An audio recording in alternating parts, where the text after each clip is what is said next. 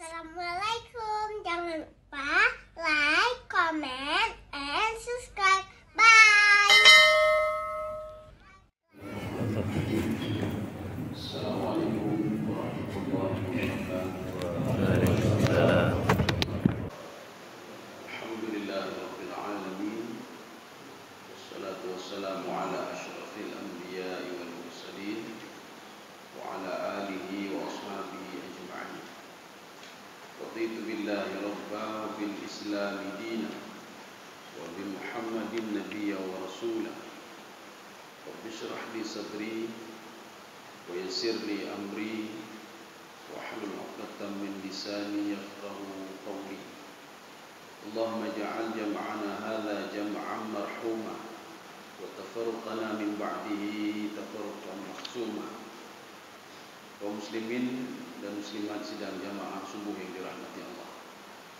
Pada pertemuan yang lalu kita sudah membahas masalah harta. Jadi harta itu ada manfaat dan ada mudarat di dunia. Di akhirat begitu juga, ada manfaat dan ada mudarat.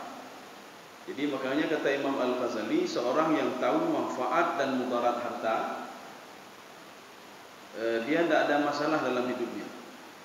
Tapi kalau seorang itu cuma tahu manfaat saja dalam hartanya, itu bermasalah dalam hidupnya. Kenapa? Dia tahu cuma manfaat saja. Ini seperti seekor ular.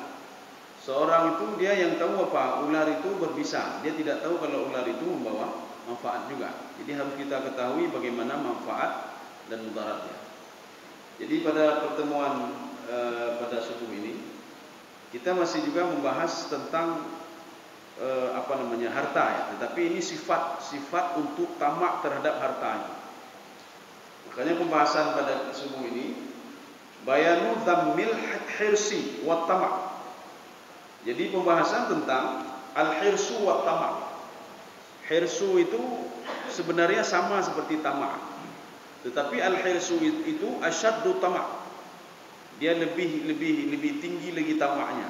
Dia menginginkan ini, menurutnya itu namanya tamak. Tapi kalau lebih lagi daripada itu, ini namanya al-hirsu.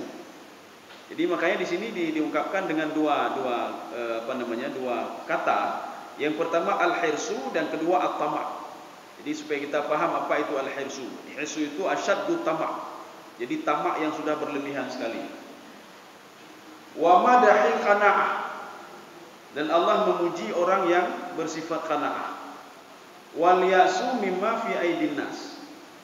Dan tidak mau ikut campur terhadap apa yang ada di tangan manusia. Jadi artinya kalau di tangan dia ada jabatan, ada harta, kita tidak tamak terhadap apa yang ada di tangan dia. Ada dalam sebuah hadis Rasulullah, kalau kamu ingin dicintai oleh manusia, jangan pernah mengharap apa yang ada di tangan dia. Jangan pernah mengharap jabatan yang ada di tangan dia. Kalau kamu mengharap apa yang ada sama dia, maka kamu tidak akan dicintai oleh manusia. Fa in tashawwaqa ilal katsir. Jadi kalau seorang itu dia mengharap banyak. Karena ada di dalam kitab tasawuf itu selain ini. Walaupun di situ ada sebuah hadis qudsi. Di situ diungkapkan oleh Allah Subhanahu wa taala, walaupun seisi langit dan bumi saya berikan kepadamu, kamu itu membutuhkan cuma makan saja, kata Allah. Jadi artinya apa? Kamu tidak bisa makan hartamu, kamu tidak bisa makan rumahmu, kamu tidak bisa makan jabatanmu. Yang kamu butuhkan cuma makan saja, kata Allah, untuk memenuhi perutmu. Sebanyak apapun hartamu, harta itu tidak bisa kamu makan. Jadi artinya kalau diberikan pun seisi langit dan bumi, kita yang terpikir sama kita apa? Ini makan pagi apa? Itu saja. Makan siang apa? Makan malam apa? Tidak ada kita makan emas kita. Walaupun banyak sekali emas. Nyomu yudha ya pajumu tiga. Enggak bisa juga. Oh, saya jabatan banyak sekali, mau makan jabatan, mau makan rumah, enggak bisa juga. Yang kalian butuhkan cuma sejengkal perut kalian, kata Allah Subhanahu wa taala dalam hadis qudsi. Dalam hadis lain lagi Rasulullah mengatakan, kalian itu apa? Perut kalian cuma sejengkal, cuma keinginan kalian saja banyak sekali, kata Allah. Mohonnya. Inilah namanya dhammil hirs wa tamak. Kalau seandainya kalian itu fa in tasyawwaqa ilal katsir, kalian mau yang banyak. Jadi sudah diberikan sedikit tapi mau yang banyak, mau ini semua mau dia. Au tawalla amalu, atau dia itu angan-angannya banyak sekali, cita-citanya banyak sekali. Jadi cita-cita dia 2023 saya buat bangunan, saya buat ini, saham saya begini, ini saya begini, hotel saya begini, saya beli tanah, saya beli ini, saya beli itu. Ini orang seperti ini fatahu izzul qanaah. Sifat qanaahnya sudah hilang. Jadi qanaah itu artinya menerima apa adanya. Maka kenapa di dalam cerita-cerita binatang itu, ketika Allah kisahkan binatang kepada Nabi Musa alaihissalam dan nabi-nabi yang lain, Sulaiman, itu supaya apa? Mereka mengambil pelajaran dari binatang itu, menerima yang sedikit. Sudah diberikan sedikit oleh Allah, mereka mengatakan apa binatang itu? Alhamdulillahilladzi la yansa man dzakarahu. Terima kasih ya Allah, engkau tidak pernah lupa kepada makhluk yang terus berzikir kepadamu. Artinya apa? Besok diberikan lagi, besok diberikan lagi, besok diberikan lagi oleh Allah. Ini maknanya apa? Qanaah. Jadi qanaah itu menerima apa adanya. Tidak diberikan apa-apa juga, ya alhamdulillah, berarti belum lagi. Diberikan sedikit, alhamdulillah. Diberikan banyak, alhamdulillah. Jadi dia selalu bisa menerima apa yang diberikan oleh Allah Subhanahu wa taala. Ini namanya qanaah. Jadi kalau orang sudah cinta kepada harta, ini qanaah tidak ada lagi sama dia. Wa tadannasa. Jadi dia itu sudah terhina sekali. Kalau orang mencintai harta dan dia kepingin yang banyak, itu sudah qanaah tidak ada lagi sama dia, dan dia itu sudah terhina. La muhalata bitam'i wa dhul hirsi. Jadi tidak membuka kemungkinan, tidak mustahil seorang itu akan menjadi tamak. Jadi kalau ingin banyak, ingin ini, ingin itu, besok ingin lagi, ingin ini, tidak cukup ya, tidak pernah cukup. Maka inilah kata Rasulullah sallallahu alaihi wasallam dalam hadis beliau, salah satu penyakit yang diberikan kepada orang yang baru bangun tidur yang terpikir cuma dunia saja. Penyakitnya salah satunya apa? Al-faqru. Faqru itu fakir, tidak pernah cukup. Dia terus mencari harta, tidak pernah cukup dia. Yang artinya dadanya kipan aku nacan negaranya. Padahal hotel dia banyak sekali, saham dia banyak sekali, rumah dia banyak sekali, kontrakan dia banyak sekali. Tetapi ketika kita katakan kepada dia, apa sudah cukup? Kipannya, nacan. Tidak ada apa-apa saya hari ini. Padahal banyak sekali sudah yang ada sama dia. Ya, ini penyakit namanya. Jadi artinya apa? Diberikan penyakit oleh Allah Subhanahu wa taala al-faqru. Kenapa? Karena dia tamak terhadap harta. Dia tidak tahu yang dia cari itu. Ini kata Imam Ghazali dalam kesempatan yang lain, pada judul yang lain, bodoh sekali manusia itu, kata Imam Ghazali. Bodoh sekali manusia itu. Dia terus mengumpulkan harta. Setelah dia kumpulkan harta itu, dia tinggalkan harta begitu saja, meninggal dunia. Kan bodoh namanya. 20 tahun, 30 tahun dia kumpulkan harta. Setelah itu tiba-tiba dia meninggal dunia dan dia tinggalkan semua yang sudah dia cari 30 tahun itu. Kan sia-sia dan bodoh namanya. Tapi kalau kita beribadah, ibadah kita sekecil apapun ibadah kita akan diberlitkan oleh Allah Subhanahu wa taala. Jadi istilahnya kalau dalam Al-Qur'an itu syakur. Syakur itu apa? Diberi nilai. Sekecil apapun ibadah kita diberi nilai oleh Allah. Dan itu akan berkelanjutan. Di dunia diberikan oleh Allah Subhanahu wa taala.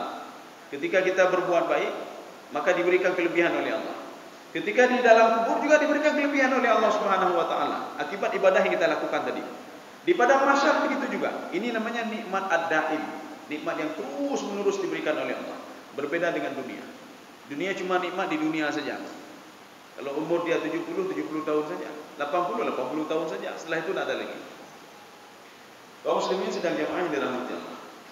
Maka dalam sebuah hadis Rasulullah sallallahu alaihi wasallam, Rasulullah mengatakan begini, "Lau kana li ibni Adam wadiyani min dhahab." Jadi kalau ada ibnu Adam itu, dia punya dua lembah emas. Ini kalau kita lihat 2 lembah emas, jangankan 2 lembah, 1 lembah saja untuk 100 keturunan hana ape-ape ya. Ini 2 kata Rasulullah. Kalau seandainya ibnu Adam itu diberikan oleh Allah, dikaruniai oleh Allah 2 lembah emas, ya dalam lembah itu emas semua kata Rasulullah sallallahu alaihi wasallam. La batagha lahu ma thalithan, dia pasti akan cari yang ketiga. Padahal tadi sudah ada 2, tapi dia minta yang ketiga. Nalam, ya. Seorang sudah diberikan jabatan, tapi minta lagi nalam. Yang pertama belum selesai lagi dia bertanggung jawab dengan Allah, dia sudah minta yang kedua. Diberikan yang kedua, tanya lagi, nalap dia tu tak tahu dia tu, nalap jabatan juga. Hana tepu tagayo, nalap, tanya terus dia nalap. Wala yamliku jawfa bani Adam illa biturab. Kapan dia tidak minta lagi? Ketika mulutnya itu sudah disumpal dengan tanah. Jadi kalau sudah masuk tanah ke dalam mulutnya, baru nak minta lagi dia. Maksudnya apa? Ketika dia itu sudah meninggal dunia, nak minta lagi dia. Kenapa? Karena sudah meninggal ya. Kalau dia tidak meninggal, maka terus dia minta. Ini yang pertama. Kecuali yang kedua lagi, wa yatubullah ala man taba. Dia bertaubat kepada Allah Subhanahu wa taala.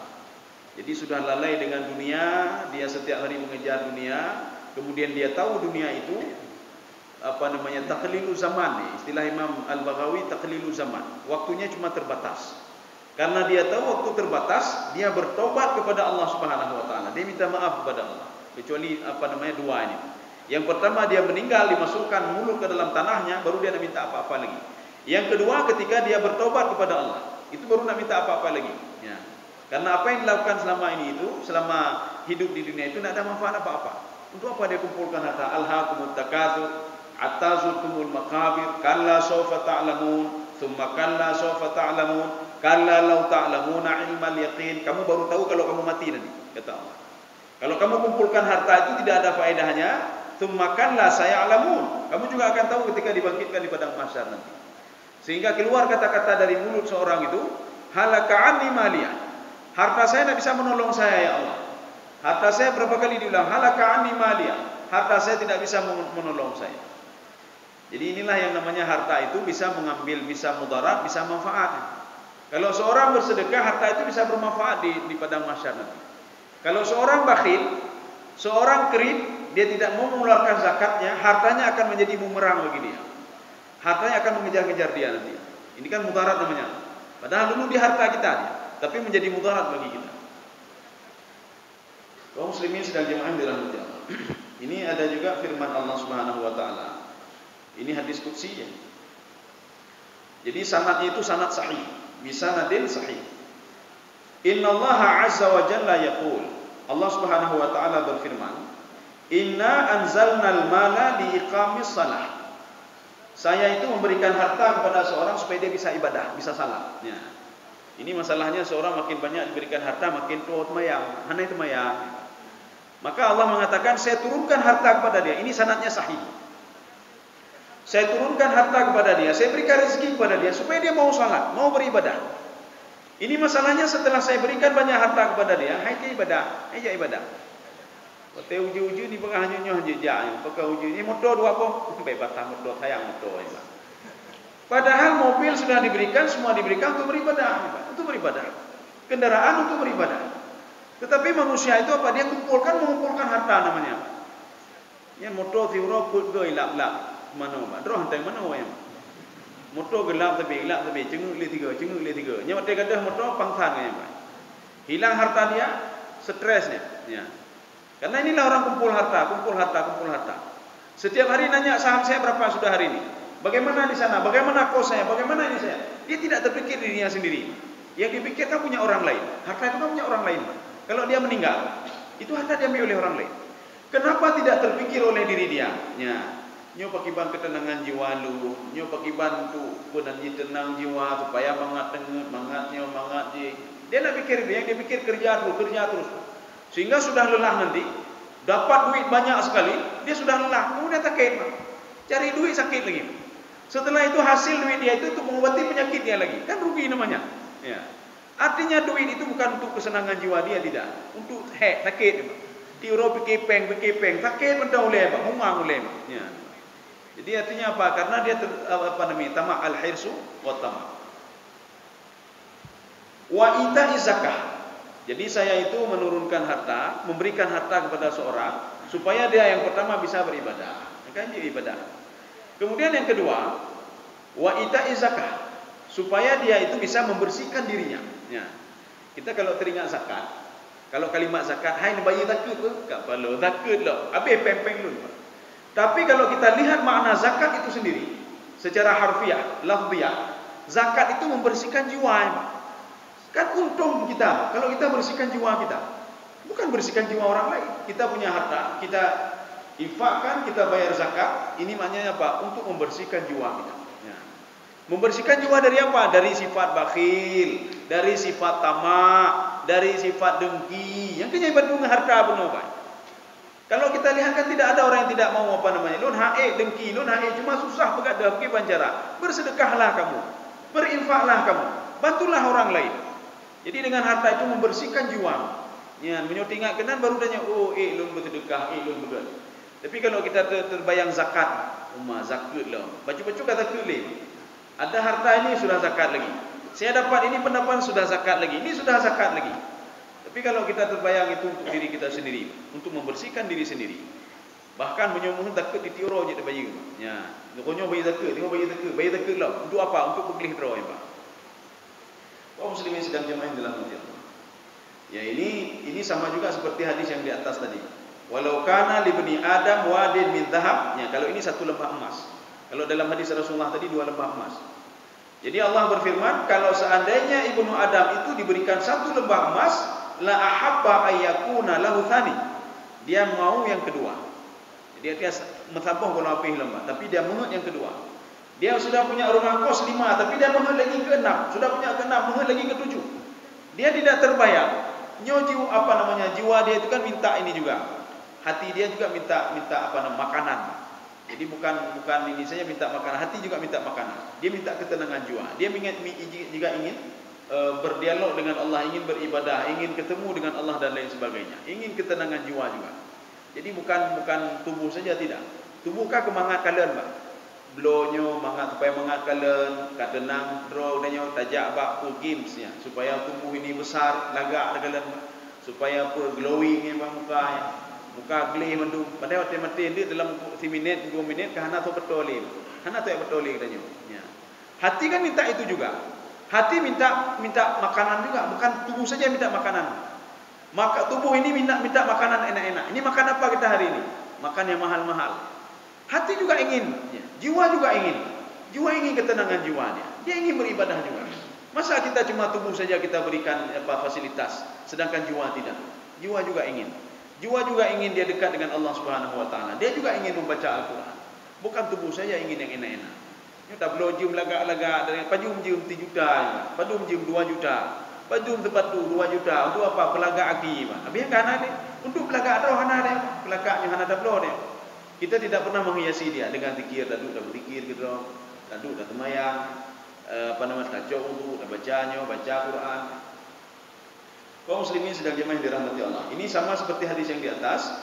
Walau kana lahu tsani la abba ayakuna lahu mathalis. Kalau sudah diberikan 2, dia minta yang ketiga. Wala yamla'u jawfa ibni Adam illa turab. Nah, ini sama juga seperti tadi. Jadi artinya mulut Ibnu Adam itu dia tidak minta-minta lagi setelah mulutnya disumpal dengan tanah. Rasulullah pernah bersabda begini. Manhumani la yashbi'ani. Ada 2 hal yang tidak pernah membuat seorang itu kenyang. Yang pertama manhumul ilmu. Ilmu itu tidak pernah buat seorang kenyang. Kenapa? Makin banyak dia membaca makin bodoh dia. Kenapa makin bodoh? Ilmu itu luas sekali. Ilmu Allah itu luas sekali. Maka Nabi Khidir alaihissalam memberikan pelajaran kepada Nabi Musa alaihissalam. Yang Musa mengatakan kepada Bani Israel, Ana a'lamu Bani Israel. Saya adalah Bani Israel yang paling malim, kata Nabi Musa alaihissalam. Bahkan diakui oleh Bani Israel. Memang Nabi Musa itu malim luar biasa. Tetapi ketika itu fa'ataballahu. Ini ada di dalam tafsir Ibnu Katsir. Allah Subhanahu wa taala memberikan pelajaran kepada Nabi Musa alaihissalam. Apa kata Allah Subhanahu wa taala? Innali abdun a'lamu minka. Saya punya seorang hamba lebih berilmu daripada kamu. Maka terkejut Nabi Musa alaihissalam. Ada orang yang lebih berilmu dari saya. Ada yang lebih hebat dari saya. Ketika itu dia ketemu dengan Nabi Khidir alaihissalam. Waktu mereka naik ke sebuah perahu. Fanadhara at-tairu fanakara nakratun wa nakrataini fabakhiya fi famihi minal ma'i. Ketika itu mereka berdua melihat ada seekor burung yang mematuk-matuk air terus. Ya, mematuk air. Kemudian ada yang tinggal di mulut dia dari air itu. Fabakhiya minal ma'i. Faqala Khidir, Nabi Khidir mengatakan, "Kamu lihat enggak apa yang tinggal? Ma bakhiya min famihi?" Kamu lihat apa yang tinggal di mulutnya itu dari air? Apa kata Nabi Musa? Ya, saya lihat. Bagaimana? Sedikit sekali. Begitulah ilmu saya dan ilmu engkau, wahai Musa. Itu lautan ini adalah ilmu Allah Subhanahu wa taala. Makanya kalau menuntut ilmu itu tidak pernah habis-habis. Hana tu adik kata Tuhan, hana lilu, hantang tu lilu tuntut ilmu. Ya, Pak. Kepada tuntut ilmu lo, kepada murno lo-nya. Maka murno itu wajib. Makin banyak kita membaca, makin bodoh kita. Makanya kalau ada orang sudah pintar, itu berarti orang bodoh, Pak. Artinya apa? Dia kan ada orang hana perlu murno li, kathib yang lu pelajarinya. Ya. Berarti ini dia masih apa namanya? Masih menganggap kalau dia sudah banyak ilmu, dia kata ilmu. Padahal kalau dia pelajari terus, dia makin lama makin bodoh. Artinya apa? Masalah wudhu saja itu banyak sekali. Masalah kita salat saja itu banyak sekali. Ada begini, ada model begini, ada begini, ada hadisnya. Hadisnya juga banyak sekali. Kemudian masalah jual beli juga. Hadisnya begini, banyak sekali hadisnya. Jadi macam-macam. Jadi artinya banyaklah terus baca. Iqra wa rabbukal akram. Iqra bismi rabbikal ladzi khalaq. Jadi iqra itu bisa makna membaca diri, Pak, introspeksi diri. Kemudian yang kedua, iqra itu bacalah buku sebanyak-banyaknya. Untuk apa? Untuk supaya bisa introspeksi diri dan mengajarkan orang lain. Kaum muslimin sedang jemaah yang dirahmati Allah. Ini yang pertama, manhumul ilmi. Yang kedua, wa manhumul mal. Keinginan seorang untuk menjadi harta ini tidak akan pernah habis-habis. Mencari ilmu tak pernah habis-habis. Begitu juga mencari harta tak pernah habis-habis. Hari ini sudah dapat sedikit, besok cari lagi, hantik tem. Ya, nah. Cuma bedanya apa? Seorang yang mencari ilmu itu akan menjaga dia. Bagaimana menjaga dia? Ketika dia akan berbuat maksiat, ilmu mengatakan, hai baik ni pemutnya, ilakai pertanggungjawaban ya Allah, baik na dalimi gob, nanti kamu akan rugi di padang mahsyar, amal ibadahmu akan diberikan kepada dia. Mau kamu seperti itu? Maka seorang akan terjaga dengan ilmunya. Makin dia banyak ilmu, makin terjaga dia dengan ilmunya. Tapi kalau harta, dia akan menjaga hartanya. Orangnya akan mendemai sekian, ya kemit pun nak ada peng lun, nak ada harta lun, nyo lampu lun bina pun naik ligop, ya. Lampu bodrin lun naik ligop, ya. Terus dia jaga. Sampai-sampai apa? Memudaratkan diri dia sendiri. Kalau orang punya ilmu kan santai saja, santai saja. Kenapa? Ilmu menjaga dia. Ya. Tapi kalau dia punya harta, titi Eropa yang kemi harta. Ini seperti Karun, kemudian ada beberapa Ta'labah, ada beberapa lagi itu. Nyambak kemi harta kata kit rodo takir. Kalian kena kibannya lu, kalian proyek lu kibang, kalian kibang kata kita takir ya. Demi menjaga harta dia tadi. Kaum muslimin sedang jamaah yang dirahmati Allah. Kemudian kita ini disinggung sedikit di sini masalah qanaah. Jadi Rasulullah bersabda, tuba liman hada lil Islam. Jadi berbahagialah orang yang diberikan petunjuk supaya dia itu tunduk dan patuh kepada Allah. Maka petunjuk itu kan kita minta. Jadi bukan datang sendiri tidak. Jadi kalau ada seorang itu tidak salat dikatakan, "Dengku bukan nak temayang." Belum perlu petunjuk lah, itu orang bodoh namanya. Petunjuk itu bukan ditunggu tetapi diminta. Ini sesuai dengan hadis qudsi. Ya ibadi kullukum dhalun illa man hadaitu fastahduni ahdikum. Wahai hambaku, kata Allah, kalian semua itu sesat, tidak tahu mau jalan ke mana, tidak tahu mau berbuat apa, tidak tahu mau minta tolong sama siapa. Fastahduni, illa man hadaitu, kecuali yang saya berikan petunjuk kepada dia. Bagaimana caranya? Bagaimana SOP-nya, kata Allah? Bagaimana cara supaya saya berikan petunjuk kepada dia? Fastahduni, minta petunjuk dulu kepada aku, baru saya berikan petunjuk kepada dia. Tapi kalau tidak dia minta petunjuk, maka jangan pernah harap petunjuk itu akan sampai kepada dia. Maka Rasulullah mengatakan tuba liman hada lil Islam. Maka beruntunglah orang-orang yang sudah diberikan petunjuk oleh Allah Subhanahu wa taala untuk tunduk dan patuh kepada Allah. Sudah. Wa kana aishuhu kafafan. Kehidupan dia sudah cukup, sudah mencukupi. Jadi na baca kafir nyo hana buku yang teman tu demi jalan ya. Na nyo kafir hana buku. Nyo yang kana hana kepajuhnya. Bukan karena merasa tidak cukup. Kipan nyo hanse dah midalo. Kau katro juga mentang minta juga. Orang lain sudah kenyang dengan makanan, dia masih cari-cari makanan. Kenapa? Karena itu merasa dia belum cukup lagi. Jadi maka berbahagialah orang wakana aishuhu kafafan. Dia sudah cukup dengan apa yang ada. Wakana abihi. Qanaah itu apa? Menerima apa adanya. Oh nawana, alhamdulillah ya. Oh ada sedikit ya, alhamdulillah. Ini seperti seekor burung buta ya. Kita sudah pernah cerita juga. Ada burung buta, dia tidak bisa terbang kemana-mana. Dia berdiri di atas sebuah pohon dengan mengeluarkan suara. Ketika itu Rasulullah dengan sahabatnya. Jadi saya lupa nama sahabatnya ini. Jadi sahabatnya mengatakan begini, "Ya Rasulullah, indah sekali suara burung itu ya Rasulullah." Ya, indah sekali suara burung itu. Maka Rasulullah mengatakan, "Kamu tahu apa yang diucapkan oleh burung itu?" Sahabat mengatakan, "Tidak ya Rasulullah, yang jelas suaranya indah sekali." Dia sedang lapar itu, kata Rasulullah. Dia minta makanan. Jadi makanya kalau sebagian orang kafir Quraisy itu melihat Rasulullah seperti orang gila. Artinya apa? Dia memahami semuanya dan dia bisa berdialog dengan binatang. Bahkan Allah mengatakan apa dalam Al-Quran itu? Kamu itu tidak gila ya Muhammad, yang gila itu mereka yang gila. Ya, kamu itu saya buat seperti ini. Kenapa? Karena saya berikan mukjizat kepadamu, saya berikan nikmat kepadamu yang tidak saya berikan kepada orang lain. Jadi makanya Rasulullah melihat burung tadi. Apa kata Rasulullah? Burung itu dia sedang lapar. Burung itu buta. Kalau dia lapar kan dia bisa terbang ke sana kemari. Burung itu buta. Kamu tahu apa yang diucapkan oleh dia? Khalaqtani a'ma wa qad sya'artu bil ju'i.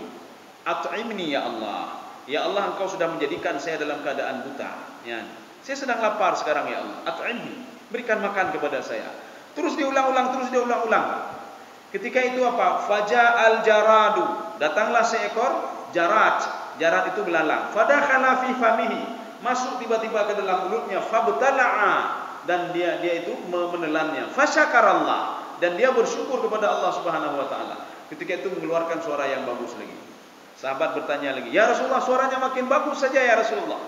Rasulullah bertanya, "Kamu tahu apa yang dikeluarkan dari mulutnya? Kamu tahu apa yang diucapkan oleh dia?" "Tidak ya Rasulullah." Dia sedang bersyukur kepada Allah. Kalimat syukurnya itu, Alhamdulillahilladzi la yansa man dzakarahu. Terus diulang-ulang. Alhamdulillahilladzi la yansa man dzakarahu. Terima kasih ya Allah, walaupun hanya belalang. Cuma seekor belalang yang masuk ke mulut dia. Tapi dia bersyukur kepada Allah. Ya Allah, terima kasih engkau tidak pernah lupa kepada makhlukmu yang terus berzikir kepadamu. Seakan-akan Rasulullah SAW ingin mengajarkan sahabatnya, wahai sahabatku, kalau kamu menerima apa adanya, kamu bersyukur, kamu berzikir, kamu teringat kepada Allah, Allah juga teringat kepada kamu. Ini masalahnya ketika kamu diberikan sesuatu oleh Allah, kamu tidak pandai berterima kasih. Kamu tidak mau menerima apa yang sudah diberikan. Maka ketika kita cari kerja, kita cari ini, cari itu. Bacudah lah kau demai, nidah lah kau. Selalu kita ngomong seperti itu, nidah lah kau, hansipnya. Kita tidak pernah bersyukur kepada Allah. Ketika kita tidak bersyukur kepada Allah, kita artinya kan tidak teringat. Allah hana teringat je katanya. Alah bah lagi kan. Hana tajuk pepeh, tajuk warna pim pepeh, tajuk le pim pepeh. Ketika diberikan banyak oleh Allah, orang lain kenapa lebih banyak ya Allah? Bukan lu nidah ya Allah ya, Man. Orang lain lebih banyak lagi. Saya kok seperti ini. Diberikan banyak lagi, dia minta lagi yang kedua. Tidak pernah dia bersyukur kepada Allah Subhanahu wa taala. Jadi makanya Rasulullah mengatakan, berbahagialah orang yang qanaah. Qanaah itu menerima apa adanya. Kakek joi mentang alhamdulillah kai nyor le meitan. Ya. Makanya orang Aceh dulu zaman Pak Jino sama mentang najidnya Pak. Ya. Untung ya, ini kalimatnya untung ya. Qanaah ini kan untung. Untung. Wate mupok ya, mupok patah haki di belah ni. Alhamdulillah untung mentang nakiwi ya Pak. Untung ya, mentang untung.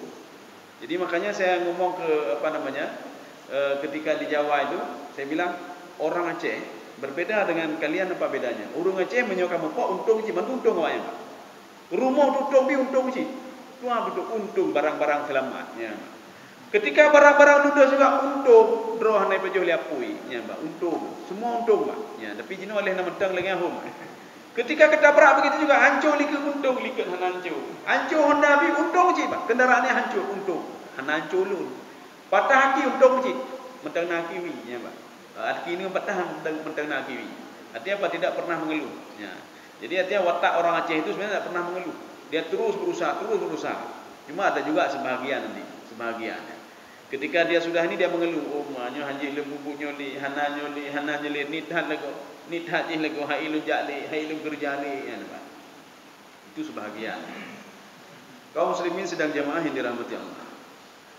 Nabi Musa alaihissalam pernah bertanya kepada Allah. Ya, inilah keunikan Nabi Musa. Nabi Musa itu adalah seorang nabi, wa kallamallahu Musa taklima. Yang hampir setiap hari berdialog dengan Allah. Kalau di dalam riwayat lain, Nabi Musa itu sering bermunajat. Bermunajat artinya apa? Beribadah, melapor dan lain sebagainya. Apa pertanyaan Nabi Musa alaihissalam? Man aghnan nas? apa namanya?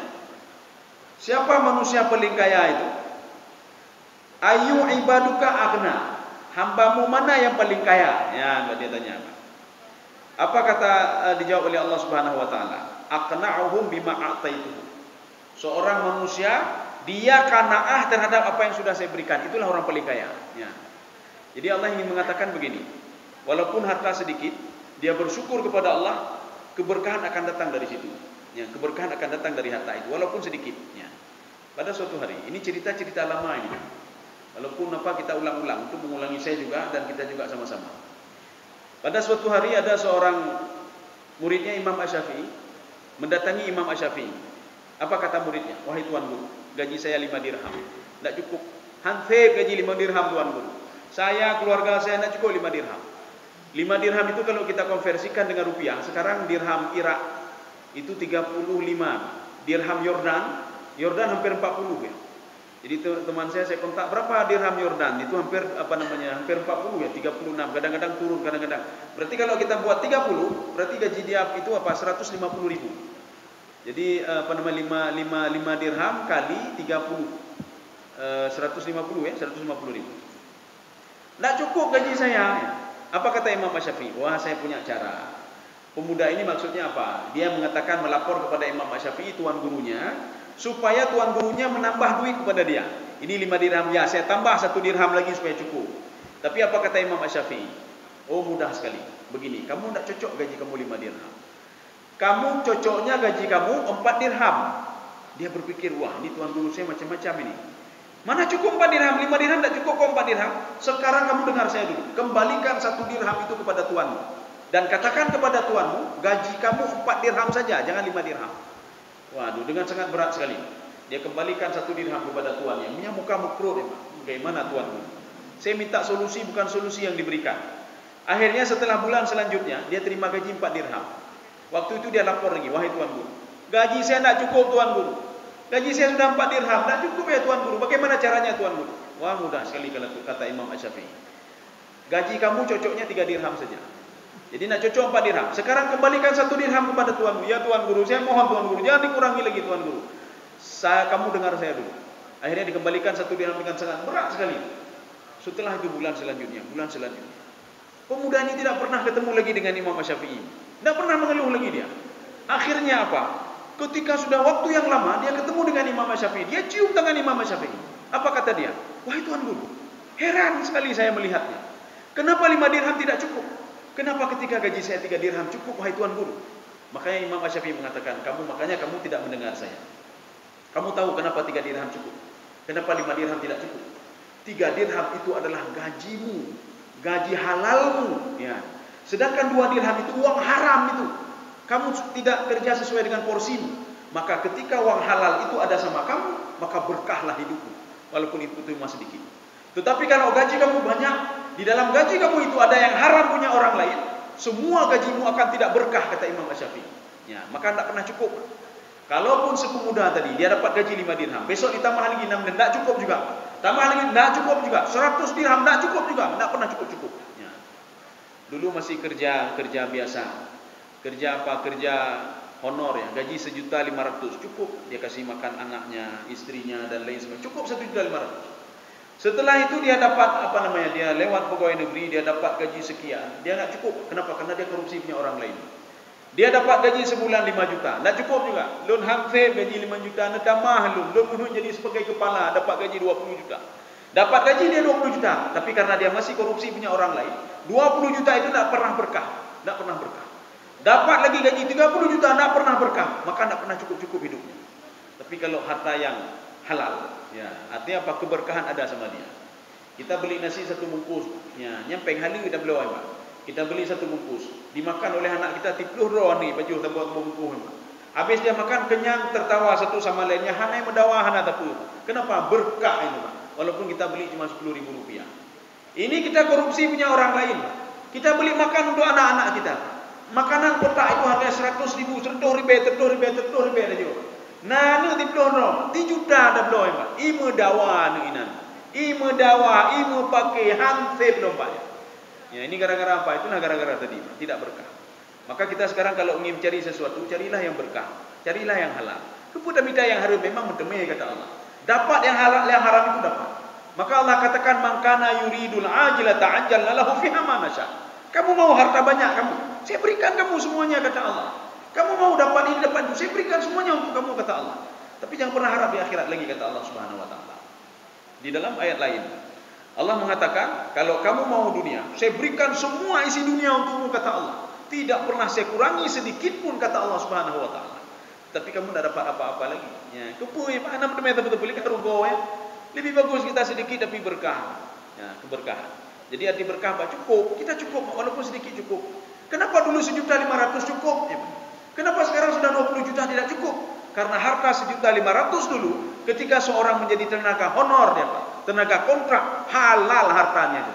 Dia kerja sesuai dengan porsinya. Tapi ketika 20 juta, dia kerja tidak sesuai dengan porsinya lagi. Dia makan punya orang lain. Ya. Apalagi nanti diberikan kepada anak-anaknya. Maka jangan salahkan anak. Pekan aning ilawan lun, pekan bino, pekan bino. Karena yang haram itu sudah membentuk karakter dia, akhlak dia dengan yang halal haram tadi.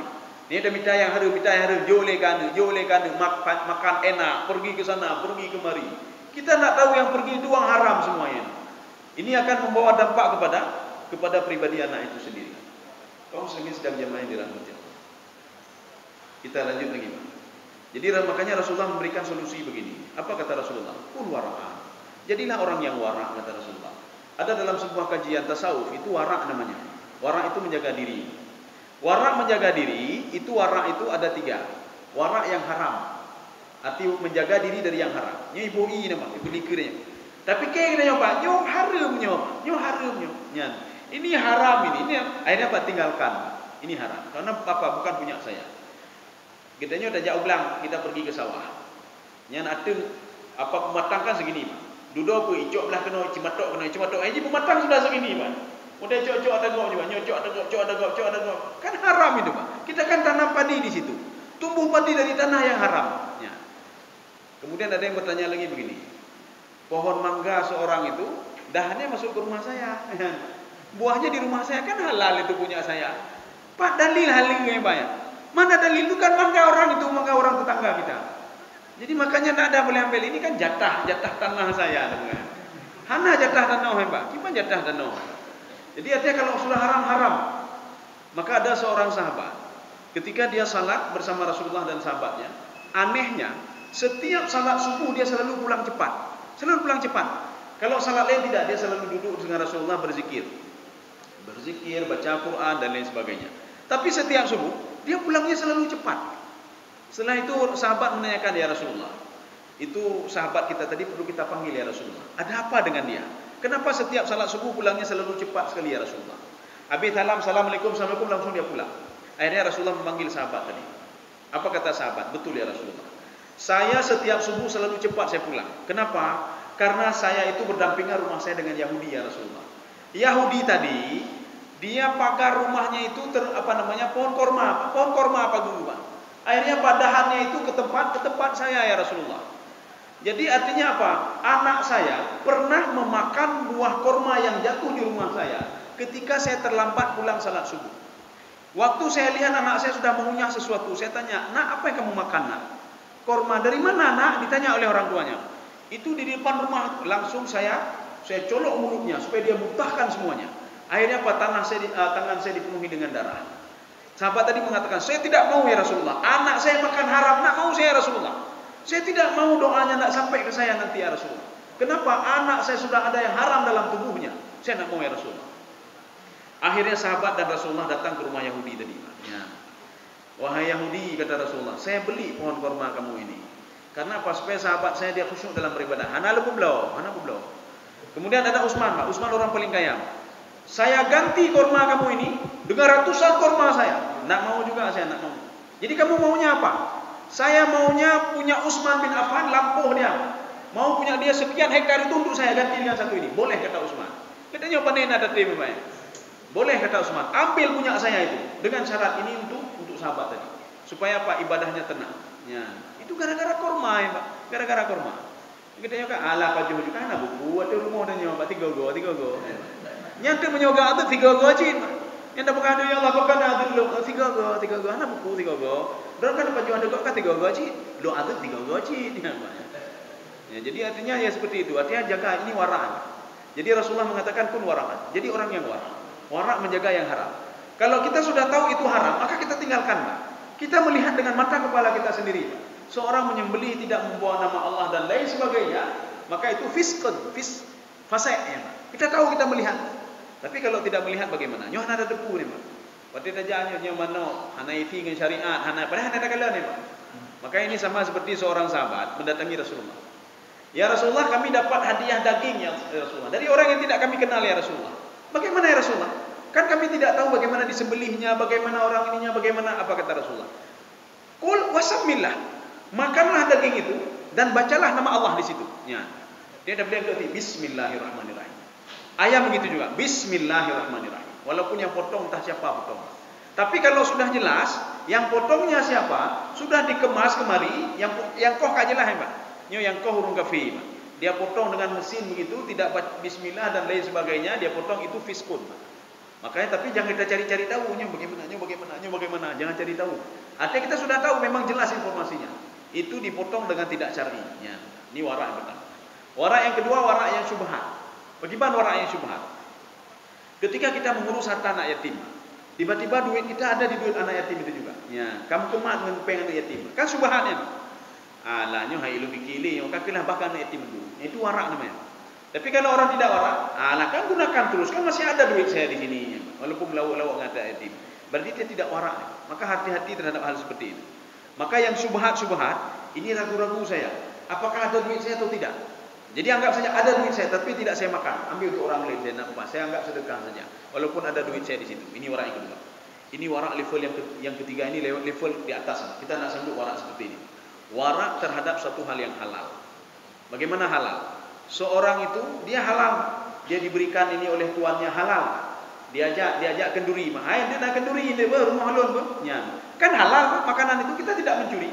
Kita makan yang diberikan oleh teman kita. Rupanya setelah kita selidiki, nyo rupa jipeng korupsi kan, Pak. Jadi dia sudah korupsi, dia sudah itu mengegok dalam proyek, kemudian supaya untuk membersihkan dirinya, dipegang kenduri itu, ya, Pak. Seorang yang warak terhadap yang halal, dia akan melihat. Nyo hana mungkin, nyo tuan tu seorang pemabuk dia seorang korupsi, saya tidak mau makan.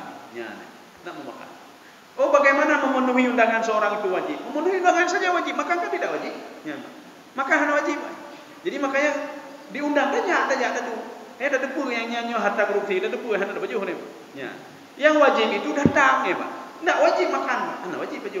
Ya. Jadi datang, saya sudah datang memenuhi undangan saudara. Itu kewajibannya. Bukan makan wajib tidak. Tetapi ini kita tidak sanggup ini, Pak.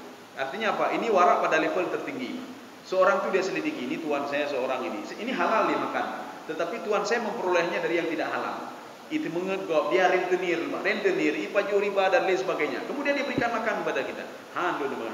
Karena semua itu, kata Syekh Asy-Syanqiti dalam kitab beliau, Al-Aqaid As-Salafiyah, dosa akan memberikan pengaruh bagi doa.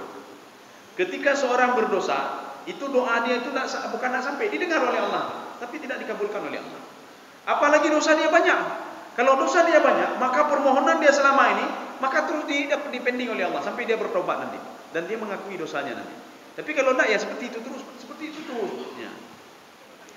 Kaum muslimin sedang jamaah dalam hati Allah. Ini kita lanjut sedikit lagi, 5 menit lagi ya. Ada seseorang minta nasihat kepada Rasulullah. Ya Rasulullah, berikan nasihat kepada saya Rasulullah. Kasih nasihat saya Rasulullah. Ya, Pak. Apa kata Rasulullah? Idza sallaita fasalli salatal muwaddi'. Kalau kamu salatlah seakan-akan itu adalah salat terakhirmu. Ya. Jadi artinya kita tadi salat subuh, seakan-akan salat terakhir saya ya Allah. Kalau orang salat terakhir, artinya kan seorang itu kan sudah khusyuk dalam beribadah. Itu contoh. Ini kita sebelum duhur kan jam 12:30. Tiba-tiba tru WA dari malaikat. Dibegah malaikat drone meninggal posa lewat 5. Ya kapalo. Posa lewat 5 meninggal dunia. Makanya ketika diberitahukan 1/5 meninggal dunia, salat zuhur dia luar biasa khusyuk, Pak. Allahu Akbar. Ya Allah, lu kena mati dia tu ya Allah. Lu kumaah lu ya Allah ni, Pak. Bahkan diajak makan oleh istrinya, Bang, Pak Jobu, ana bubu posa 5 ke mati lu, ana bubu le. Kenapa? Dia khusyuk sekali beribadah. Khusyuk beribadah. Kalau ada apapun yang ada disedekahkan semua, sedekah lu. Dijauh oleh malaikat, hana jadi meninggal dah orangnya. Ya kepada. Yang karu golo. Ya. Jadi artinya apa? Oh, don terhukum meninggal. Apa lo? Hanya jadi meninggal. Artinya ketika seseorang itu sudah terjepit, dia ibadahnya luar biasa. Ketika anaknya sakit luar biasa parah, yang khusyukkan lah ibadah. Allahu Akbar, ya Allah, nak pulihan lun. Besok anaknya sembuh, Pak. Anak khusyuk lah ibadah. Jadi makanya Rasulullah mengatakan, ini perumpamaan ini. Artinya apa? Kalau kamu beribadah, kamu bukan ibadah saja. Kamu beribadah, kamu salat, kamu bersedekah, seakan-akan ini adalah sedekah terakhir. Makanya pilih sedekah terbaik. Seakan-akan ini adalah salat terakhir. Makanya khusyuknya luar biasa. Makanya nanti ada imam-imam itu, nak perlu heran kita, ada sebagai imam ini. Apa kata imam? Salli salatal muwaddi'. Salatlah, ini adalah salat terakhir kalian. Ya. Salli salatal muwaddi'. Nanti kalau di Masjidil Haram itu, ya, Imam Sudais seling begitu. Salli salatal muwaddi'. Salatlah, ini adalah salat terakhir kalian. Ya. Maka seorang itu terobsesi untuk khusyuk dalam beribadah. Karena itu salat terakhir. Ini pesan Rasulullah yang pertama. Pesan Rasulullah yang kedua, wala tuhadditsanna bihaditsin ta'tadiru minhu ghadan. Kamu jangan ngomong sembarangan. Jangan omonganmu itu terkait denganmu nanti tentang masa lalumu, masa depanmu. Ya. Omonganmu itu bisa menjadi bumerang bagimu. Jadi artinya ngomong yang perlu-perlu saja. Ya, jadi ta'tadiru ghadan artinya apa? Ketika esok harinya orang lain merasa sakit hati dan bermasalah dengan kita, artinya enggak usah begah yang penting-penting mendem. Ya. Jadi artinya janganlah kamu berdialog, janganlah kamu ngomong bi hadisin ta'tadiru minhu ghadan. Keesokan harinya kamu bermasalah dengan omonganmu, berarti enggak usah ngomong. Ya, sudah dua. Kemudian yang ketiga, wa ajma'al ya'su mimma fi aidin nas. Kamu jangan tamak terhadap harta yang ada di tangan manusia. Ya. Jadi ketika manusia itu punya jabatan, biasa saja kita, Pak. Ya, biasa saja. Dia punya harta banyak, biasa saja. Kan biasa itu, lumrah itu. Seorang punya banyak harta, terserah kalau dia mau harta, dia mau jabatan. Jangan pernah ada di dalam hati kita, lun menunci jabatan dunia. Maka dalam hadis lain Rasulullah mengatakan, kalau kamu ingin dicintai oleh manusia, jangan tamak sama apa yang ada di tangan manusia. Bahkan kamu senang, wah kayu kah hebat, doa kayu ya. Bekerja lagi. Jangan tamak sama dia, Pak. Oh, bina lun akan lebih daripada lun, akan lebih daripada lun. Maka manusia tidak akan pernah mencintai kita. Ya. Kalau ingin mencintai manusia, bahagia harta, bahkan dia makin senang. Kaum muslimin sedang dimain dalam hati Allah. Ya, ini satu lagi, Pak. Satu lagi. Ini kata Ibnu Mas'ud. Jadi kata Ibnu Mas'ud, tidak ada satu malaikat pun setiap hari yang titip urah, Pak. Titip urah yang mengucapkan kalimat ini. Ini kata Ibnu Mas'ud.